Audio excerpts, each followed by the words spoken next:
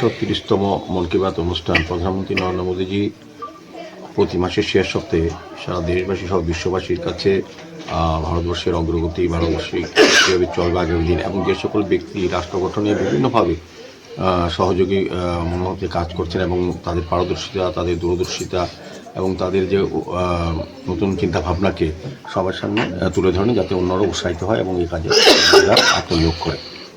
আজকে বিভিন্ন বিষয়ে আলোচনা করেছেন উনি, বিশেষভাবে স্বচ্ছতার বিষয়ে বিভিন্ন রাজ্যের যুবকরা যেভাবে এগিয়ে এসছে, স্বচ্ছ ভারত মিশন বা শহরকে এবং নদী নালা সমস্ত কিছুকে স্বচ্ছ রাখার ক্ষেত্রে যুবকদের একটা বিশাল ভূমিকা এবং বিভিন্নভাবে ব্যক্তি বিশেষও কাজ করছেন। এবং আমি বলবো পরিবেশ রক্ষার ক্ষেত্রেও বৃক্ষরোপণ, যেটা প্রধানমন্ত্রী এক পেড় মার্কের নাম পরে যেটা ঘোষণা করে, সেটাকে সামনে রেখে বিভিন্ন ব্যক্তি, বিভিন্ন প্রতিষ্ঠান এবং এনজিওরা এখন এই কাজগুলি করছেন পরিবেশ রক্ষার ক্ষেত্রে।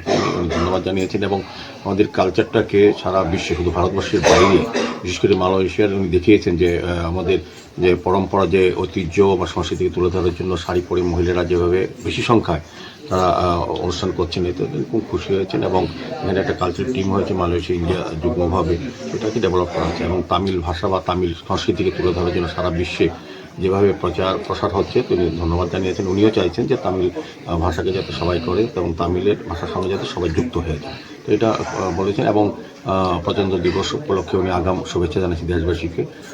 বিশেষ করে একটা বিশেষ গুরুত্ব, যেটা এআই এখন একটা সামিট হবে সারা বিশ্বের, ভারতবর্ষে হবে। এআই ক্ষেত্রে ভারতের যে ডেভেলপমেন্ট বা ভারত কতটা এগিয়েছে সেটা কিন্তু প্রদর্শন করা হবে। সার্বিকভাবে আমি বলবো যে মন কি বাত অনুষ্ঠান আমাদেরকে সমৃদ্ধ করে, বিশেষ করে সারা ভারতবর্ষ কী হতে যাচ্ছে, আগামী দিন ভারতবর্ষ কীভাবে বিকশিত ভারত তৈরি হচ্ছে সব দিক দিয়েই উন্নয়নের ক্ষেত্রে, সেটা কিন্তু প্রধানমন্ত্রী তুলে ধরেন। এবং যে সকল ব্যক্তি তাদের পারদর্শিতা, তাদের দক্ষতা এবং তাদের অংশগ্রহণ দেশ গঠনে, সেই বিষয়গুলি নিয়ে তাদেরকে ফোকাস করা হয়।